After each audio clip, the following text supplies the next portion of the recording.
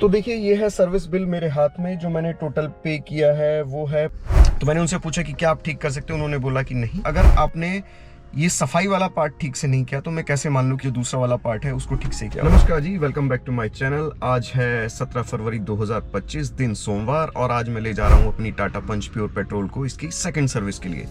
तो second service में क्या होने वाला है, कितना खर्चा आएगा, उस सब के बारे में जानेंगे। लेकिन आइए मैं पहले थोड़ी और डिटेल्स दे देता हूँ इस गाड़ी के बारे में कि जब से मैंने ये गाड़ी ली है तब से अब तक क्या हुआ। तो 22 फरवरी 2025 को मुझे गाड़ी लिए हुए हो जाएंगे 6 महीने, और टाटा का कहना है या तो 7 से 8,000 किलोमीटर आपकी गाड़ी चल जानी चाहिए या 6 महीने हो जाने चाहिए। उसमें जो भी पहले आता है आपको सेकंड सर्विस करानी है। तो मेरी गाड़ी ने अभी आप देखेंगे तो किए हैं 3,600 किलोमीटर। ओडो पे देखेंगे 3,600 किलोमीटर गाड़ी चल चुकी है और 6 महीने होने वाले हैं। तो मुझे अभी आज गाड़ी को सेकंड सर्विस के लिए लेके जाना है। जो मेरी फर्स्ट सर्विस हुई थी गाड़ी की, उसका भी मैंने वीडियो डाला था अपने यूट्यूब चैनल पे, तो आप जाके उस वीडियो को चेकआउट कर सकते हैं। उसका लिंक मैं आई बटन या फिर डिस्क्रिप्शन में दे दूंगा, तो वो भी आप ज़रूर देखिए। तो ये जो होने वाली है एक नॉर्मल सर्विस होने वाली है। कोई ज़्यादा दिक्कतें शिकायत मुझे गाड़ी में है नहीं, एक्सेप्ट वन, और वो जो इशू है वो है गाड़ी का लेफ़्ट टर्न इंडिकेटर। देखिए जो ये मेरी टाटा पंच है, इसमें लेफ़्ट टर्न इंडिकेटर मेरा कभी कभी काम करना बंद कर देता है। होता क्या है कि मैं जा रहा हूँ और जैसे ही मैं लेफ़्ट टर्न इंडिकेटर ऑन करता हूँ, ये 1-2 बार चलता है और फिर ये, अब देखिए 1-2 बार ये ब्लिंक हुआ, उसके बाद हो गया बंद। अब ये काम नहीं कर रहा है। देखिए मैं टर्न इंडिकेटर ये लेफ़्ट में इसको ऑन कर रहा हूँ, बट कुछ नहीं हो रहा है। राइट वाला ठीक ठाक चल रहा है, इसमें कोई इशू नहीं है। अगर मैं ये देखिए, मैं अगर अपना हैज़ार्ड लाइट भी जला के रखता हूँ, देखिए हैज़ार्ड लाइट मैंने ऑन कर दी है, लेकिन सिर्फ राइट टर्न इंडिकेटर ऑन हो रहा है, वो लेफ्ट इंडिकेटर नहीं चल रहा है। अब ये वापसी कैसे आएगा, इसका सिर्फ एक ही इलाज है कि मुझे गाड़ी को पहले इग्निशन से ऑफ करना पड़ेगा। ये देखिए अब मैं गाड़ी को कर देता हूँ बंद। बंद करने के बाद दोबारा ऑन करता हूँ। ये देखिए गाड़ी मैंने की ऑन, और ऑन करने के बाद ये तो अभी भी नहीं चल रहा है। ये आज पहली बार हो रहा है कि गाड़ी ऑफ ऑन करने के बाद भी ये टर्न इंडिकेटर नहीं चल रहा है। यूजुअली ऐसा हो जाता है कि मैं गाड़ी को ऑफ करके ऑन करता हूं तो वो टर्न इंडिकेटर फिर से ऑन हो जाता है। तो कुछ ये एक गाड़ी में ये एक मेजर इशू है जो मुझे ठीक कराना है। पिछले काफ़ी टाइम से मैं इसको फेस कर रहा हूँ, तो लेकिन मैं इंतज़ार कर रहा था कि जब मैं सर्विस पर लेके जाऊँगा तभी करा पाऊँगा। मैं एवरेज भी बता देता हूँ। जैसे मैंने बताया, गाड़ी अभी तक चल चुकी है 3,604 किलोमीटर, और इन 3,604 किलोमीटर में जो गाड़ी ने मुझे ओवरऑल एवरेज दिया है वो है लगभग 15.7 15.9। तो लगभग आप कह सकते हैं कि 16 किलोमीटर पर लीटर का एवरेज मुझे मिला है अभी तक। जो मेरा मेजर रन रहा है वो सिर्फ शहरों में ही रहा है। आप देख सकते हैं कि 6 महीने हो चुके हैं गाड़ी को, और गाड़ी सिर्फ 3,000 किलोमीटर चली है लगभग। तो कोई बहुत ज़्यादा मेरा रन नहीं है, और जितना भी रन है वो ज़्यादातर सिर्फ विद इन सिटी मैंने चलाई है गाड़ी, तो इस वजह से ये एवरेज रहा है।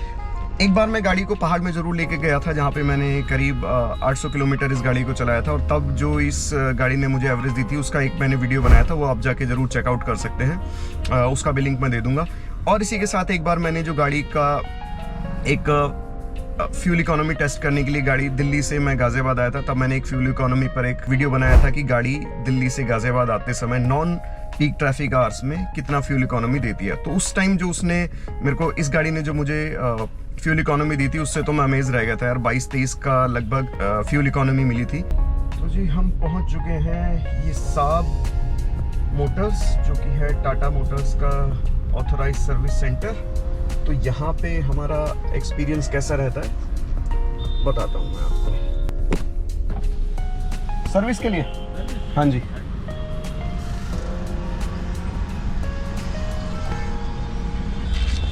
लाइए सर। मोबाइल नंबर बताता हूँ। नाम क्या जी? सुनील गुप्ता। ठीक है सर, ओके जी।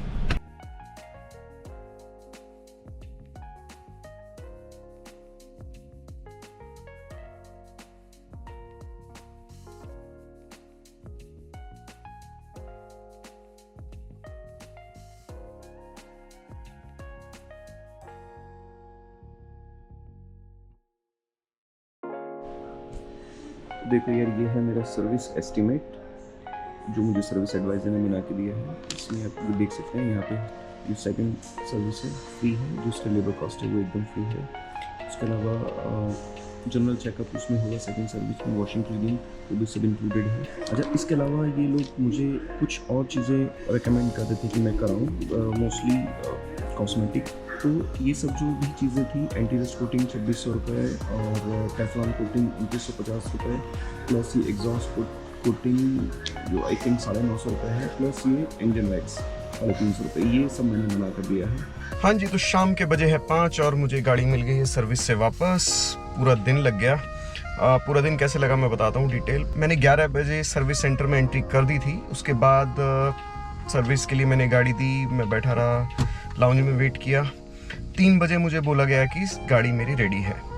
मैं गाड़ी को जब इंस्पेक्शन के लिए गया तो मैंने देखा कि जो 2 मेन इशू मैंने बताए थे, नंबर 1 लेफ्ट टर्न इंडिकेटर था मेरा, वो काम नहीं कर रहा था ढंग से, वो ठीक नहीं हुआ था, जबकि मुझे बोला गया कि वो ठीक हो गया। दूसरा, जो मेरी जो ये ड्राइवर साइड सीट है, इसको जो आगे पीछे करते हैं, इसको जो एडजस्ट करते हैं, वो बहुत टाइट था, वो भी ठीक नहीं हुआ था।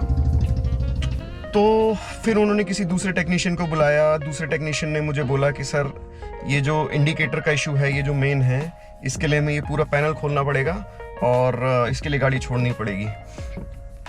तो इसका मतलब यार, जो पहले वाला जो टेक्नीशियन था जिसने मेरी गाड़ी की सर्विस की थी, उसने ऑब्वियसली वो गाड़ी मेरी ठीक से उसने चेक नहीं की, उसने कुछ किया होगा या कुछ नहीं किया। तो खैर मुझे गाड़ी छोड़नी पड़ी।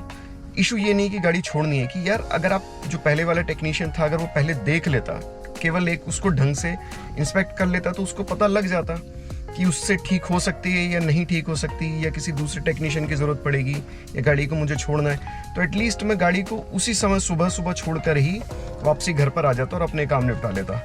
लेकिन इस चक्कर में मेरा, क्योंकि उसने ये नहीं किया, तो इस चक्कर में मेरा टाइम वेस्ट हुआ। मैं आधा दिन तो सर्विस सेंटर पर ही बैठा रहा। फिर शाम को जब गाड़ी देने की बारी है, तो उसने मुझे बोला कि सर, गाड़ी छोड़नी पड़ेगी। खैर मैंने गाड़ी छोड़ी और मैं घर आ गया। सर्विस सेंटर से मेरा घर करीब आधे घंटे दूर था। घर आने के थोड़ी देर बाद ही मेरे पास कॉल आ गया कि सर, आप आ जाइए, गाड़ी ले जाइए। गाड़ी में जो इशू है वो ये है, उनके अकॉर्डिंग जो उन्होंने चेक किया है, कि ये जो गाड़ी में मेरा सेंटर लॉकिंग है, ये आफ्टर मार्केट है और अपेरेंटली इसकी वायरिंग ठीक नहीं है। तो वो जो वायरिंग है वो गाड़ी के जो इंडिकेटर के फंक्शन के साथ इंटरफेयर कर रही है, इसी वजह से इंडिकेटर काम नहीं कर रहा है। तो मैंने उनसे पूछा कि क्या आप ठीक कर सकते हो। उन्होंने बोला कि नहीं, जो आफ्टर मार्केट काम है हम उसमें हाथ नहीं लगाते। ठीक है, फेयर इनफ। अपेरेंटली उन्होंने मुझे यही बोला कि अगर आप इसके सेंटर लॉकिंग की वायरिंग निकाल देंगे तो जो ये टर्न इंडिकेटर है, ये ठीक से काम करेगा। उन्होंने यही किया, उन्होंने निकाल के देखा और वो टर्न इंडिकेटर ठीक से काम कर रहा था, लेकिन उसके बाद उन्होंने वापसी उसको वैसा का वैसा लगा दिया। एक बहुत इंपॉर्टेंट अपडेट मैं ऐड कर देना चाहता हूँ टुवर्ड्स द एंड इस वीडियो में, कि आज है अप्रैल 3, 2025 और सर्विस कराए लगभग 1.5 महीना हो चुका है और सर्विस से लेकर आज तक मुझे वो जो टर्न इंडिकेटर वाली प्रॉब्लम थी फेस करने को नहीं मिली है।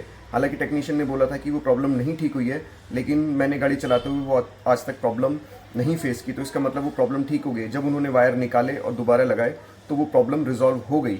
और इसका मतलब ये भी कि वो जो प्रॉब्लम थी वो एक्चुअली गलत वायरिंग की वजह से ही थी। तो अगर आपने भी अपनी गाड़ी में आफ्टर मार्केट सेंटर लॉकिंग लगवाई है और आप भी ये प्रॉब्लम फेस कर रहे हैं, तो ये एक सोल्यूशन हो सकता है आपकी प्रॉब्लम का। तो देखिए, ये है सर्विस बिल मेरे हाथ में। जो मैंने टोटल पे किया है वो है 2523 रुपये।